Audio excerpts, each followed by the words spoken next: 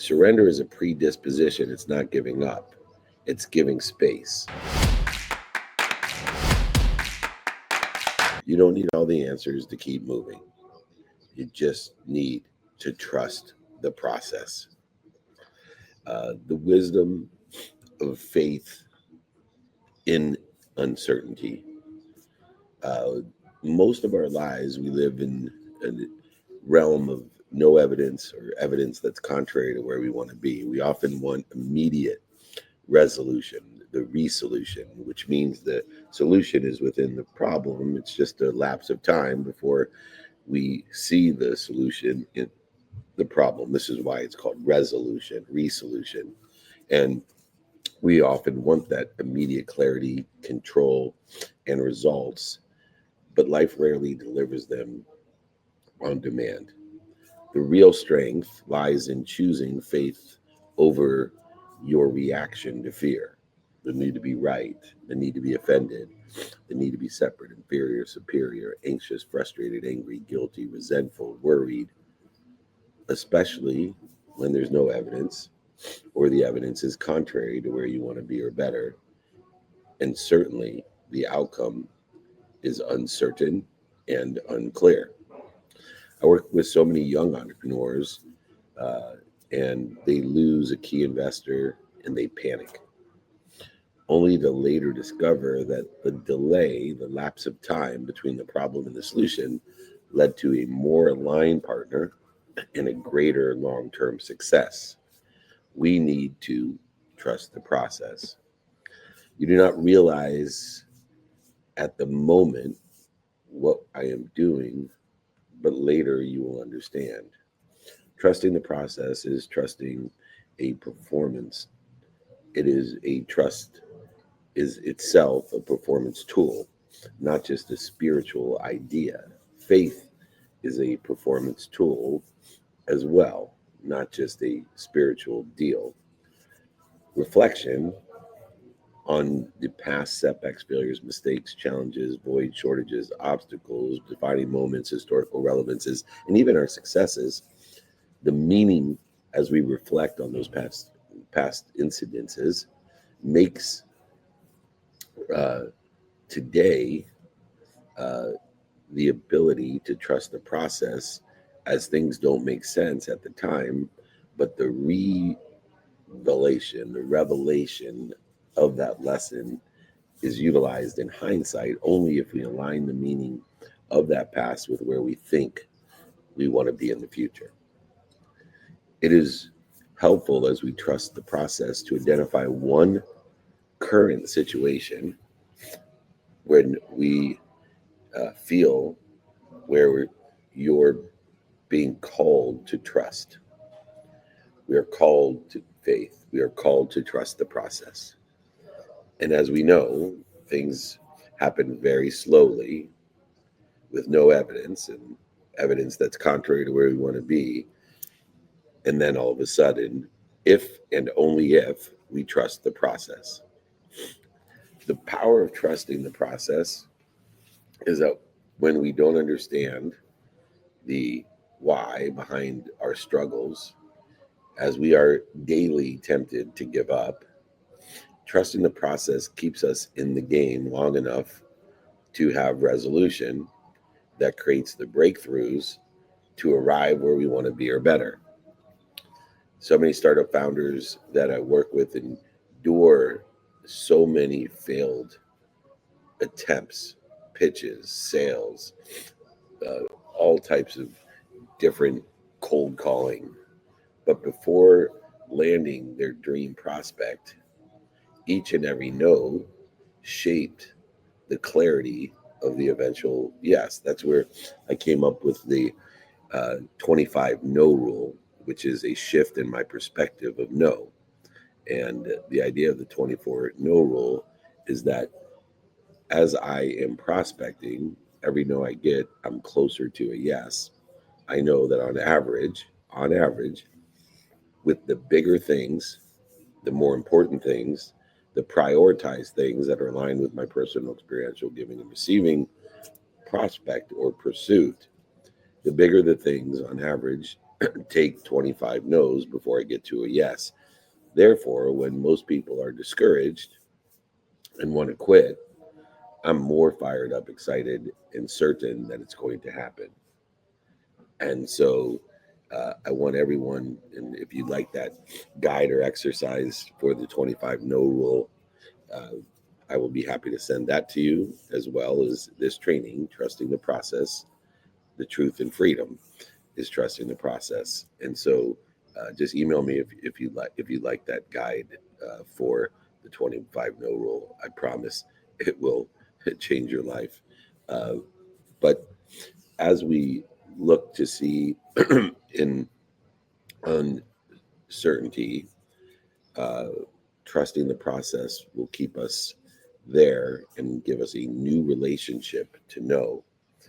It is wisdom and faith and persistence that are the aggressive, ferocious way of going about it. That's why I said that the predisposition of surrender is a mindset of trusting the process.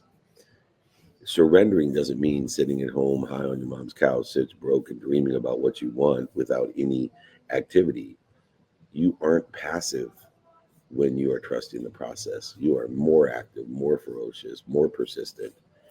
This is the proactive form of resilience, to have faith and trust in the process.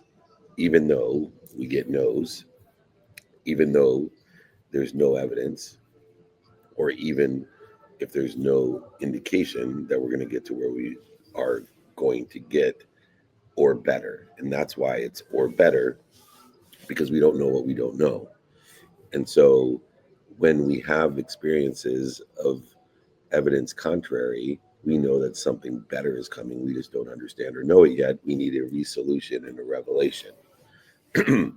If we can remember, and recollect about past experiences where we have trusted the process and things have uh, revealed, or there was resolution, the resolution was better than we anticipated, we can help to instill more faith during the confusing or painful moments as we look towards the past and the meaning of the past, to give us the confidence, the faith, the trust that this is once again just a stepping stone. I have a 1,000 step philosophy that I utilize with the bigger things in my life, even though they're true in the smaller things as well. And it's that everything that I desire, every big thing that I desire in my life, I know it will take 1,000 steps to get there.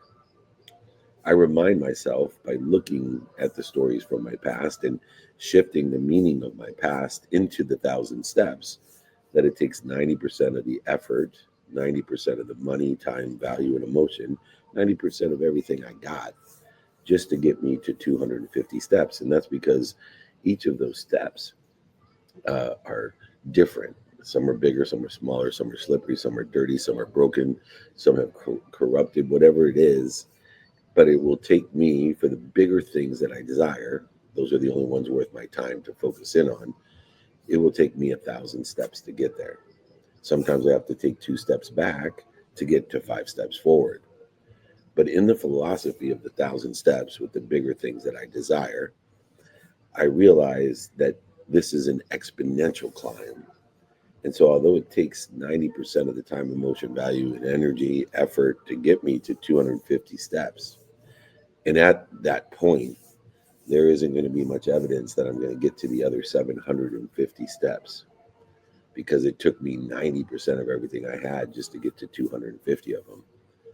But the exponentiality, what got me there was the doubling effect of the behaviors and the trust in the process.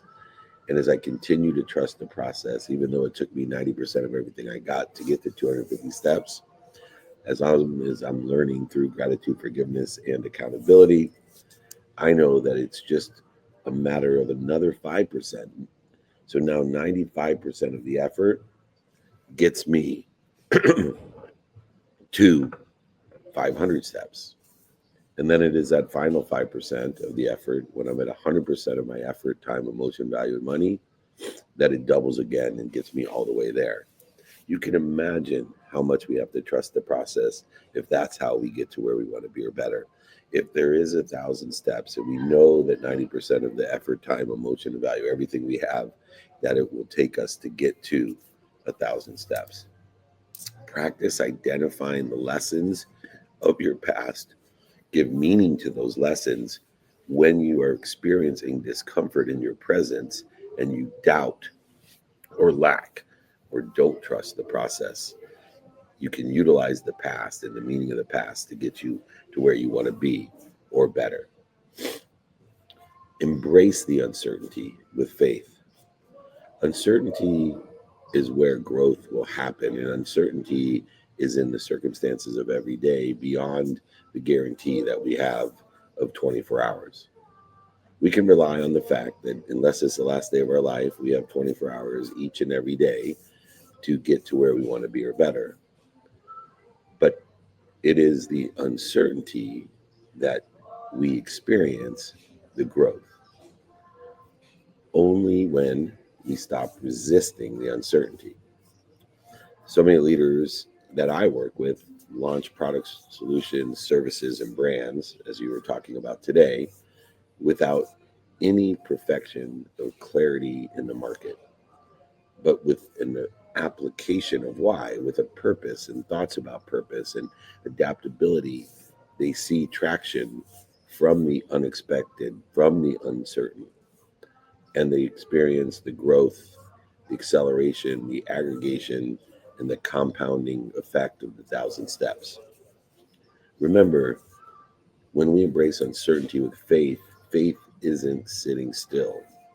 Faith itself, as wisdom, is moving forward without needing all the answers. Faith will allow you to move forward without any answers, let alone all the answers. Go ahead and put attention and intention on the uncertainty that you feel is holding you back. Commit to bold actions within the context of the 5 daily practices, which I'm also happy to send you, to know our what, to make that nothingness, that resistance a possibility, to know our who can we help and who can help us to make it a probability, know how by utilizing time in productive, accessible, and gracious ways to make it a perspective, and know your now and know your next. Trust the outcome to unfold in time, to reveal itself, to resolve itself. Trust the outcome, know your now, know your next, and apply your why. These 5 daily practices will help to dissipate the uncertainty that's holding you back. The next lesson is to learn how to have a predisposition to surrender, a predisposition to surrender. In that predisposition, people cling to control, which narrows our vision and exhausts or interferes with our energy. Letting this go as a predisposition before you take action, before you're ferocious, before you are aggressive, letting go will expand the possibilities, probabilities, and perspective to allow you to prioritize, reprioritize, pre-prioritize your now and your next to apply your why. Stop searching for it. It's already there. What are you doing to interfere with it? And to have a predisposition of surrender allows us to expand through the process.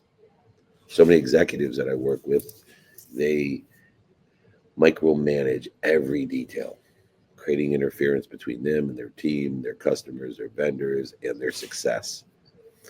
It interferes with the energy, inspiration, intuition, and intelligence of the collective consciousness, their team, and themselves. When they have a predisposition to release that control of micromanagement and take a predisposition into surrender, the trust of the process builds and performance rises. Surrender is a predisposition. It's not giving up, it's giving space. I'm going to repeat that, and you may see that on threads, but surrender is not giving up, it's giving space.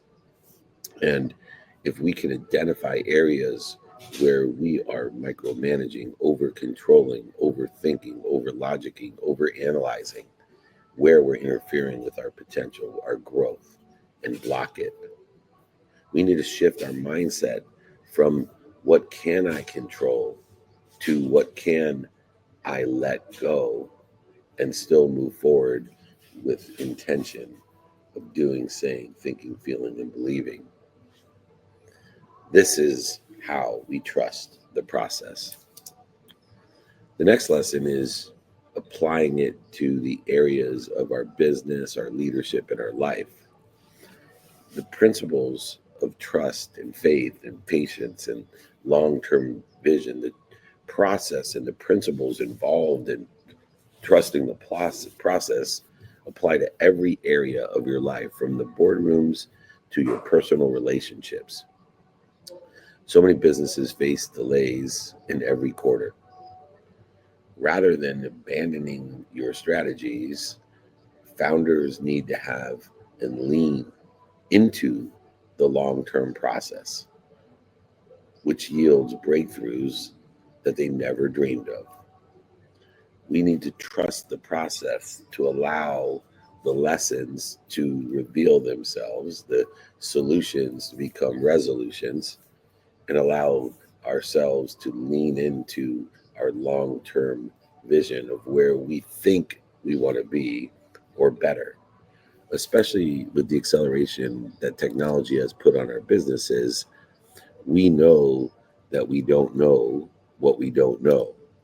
We know that we are in a direction, a trajectory. I call it a divine direction because the divinity lies within the faith and the trust of the process. And so we are not looking for linear growth anymore, and neither are we looking for understanding. We're looking at behaviors and the constant evaluation and reevaluation of good behaviors that align with where we want to be or think we want to be, and analyzing the bad behaviors that are interfering with it. In business, share your long term vision with everyone, your team, your vendors, your associates, your partners, and remind them that the process in the trust in that includes setbacks. It's 1,000 steps. Share the 1,000 steps so that everybody knows how success will reveal itself. In leadership, we want to model the trust of the process during uncertainty, especially because it becomes contagious. It also aggregates, accelerates, and compounds. It has inspiration, intuition, and intellect included in it as we dissipate, dissolve, and disappear the interference. Model the 1,000 steps during uncertainty and allow it become viral, contagious with everyone that you meet. And then finally, in our relationships, in our life, make the commitment to the enjoyment of the consistent, everyday, persistent, without quit pursuit of your potential in the 1,000 steps that build long term trust and connection. Remember, credibility is the most powerful thing in a relationship. If we are 100% credible, which very rarely, if ever, you could ever meet, if you're 100% credible, everyone that you're relative to will do everything that you ask and will believe everything you think, say, do, and feel. So we should be on a pursuit to build long term trust through credibility and connection. The next lesson is to trust the process with intention. Clarity often comes last. I'm going to repeat that. Clarity often comes last, but so many people think it's first. And in this relativity and meaning lies the problem with people who can't trust the process, then get impatient or utilize their ego to edge that growth out of their life, the gold and the goodness and God out of their life, by thinking that clarity comes first, but it often comes last. Let trust give us the strength to keep going long enough to receive it. In my own life, uh, there's so many examples, but the one that I lean on the most is when I lost everything. Over $100 million went bankrupt, including my mom's house. I could not imagine how, in any world, that this would be a positive, protecting, promoting, and perfecting opportunity in my life. I felt as if at the time I was being punished by God. I lost my faith in God and in me. I felt like I was being punished for no reason, no meaning I could give to it. I'm sure Steve Jobs, when he got fired from Apple, uh, felt the same way about his entire journey being worthless. But taking minutes and moments in that reaction, in that perspective, and going back into the values, daily practices, and executing on those, it is the setback, the failure, the mistake, the defining moment, the historical relevances of that defining moment that led to a greater ability to apply my why and identify what I was doing to interfere with my why. What was I doing breathing wise, eating wise, sleeping wise, drinking wise, movement wise? What was I doing with the voices around me, knowing that I had surrounded myself, as Steve Jobs had, with the wrong voices? And if you surround yourself with the wrong voices, you're going to make the wrong choices. And those voices were not only outside of me, but they were inside of me. And making the shift to the right choices was listening to the right voices that were aligned with the 1,000 steps, aligned with my values, aligned with my behaviors, aligned with the execution on those behaviors in a consistent, persistent pursuit of my potential. I use the reminder, the mantra, later you will understand. To me, it's such a comforting phrase or mantra. Later you will understand.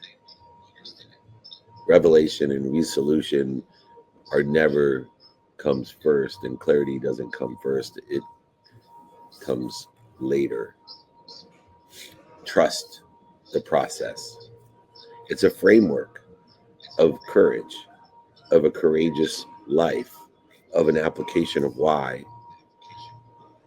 To trust the process is to utilize wisdom to strengthen your faith, to allow the 1,000 steps to reveal. We need to embrace uncertainty as a necessary part of growth.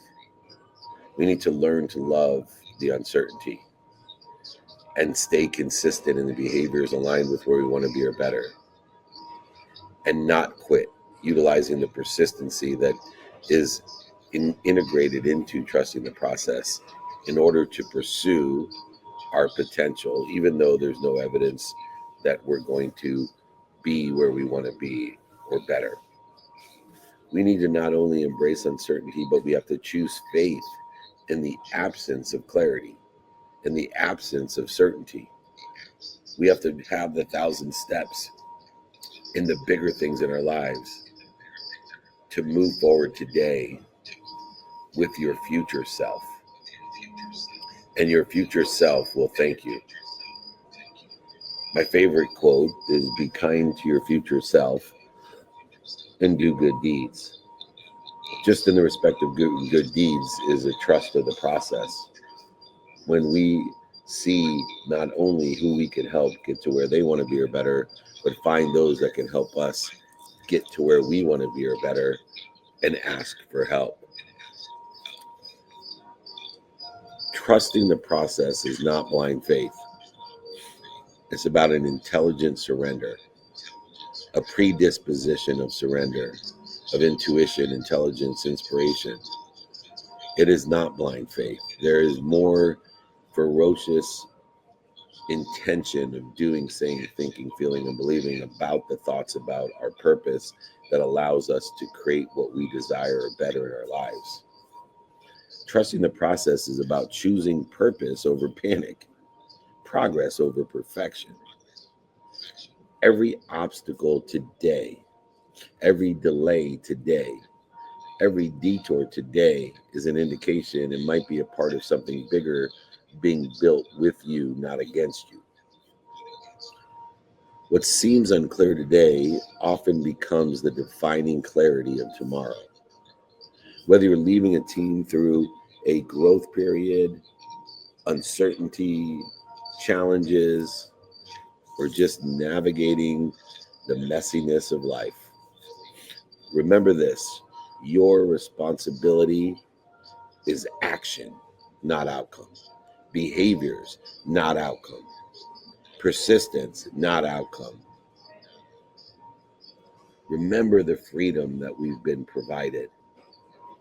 Remember this country today, that the Declaration of Independence was made 7 years before our actual experienced freedom as an outcome.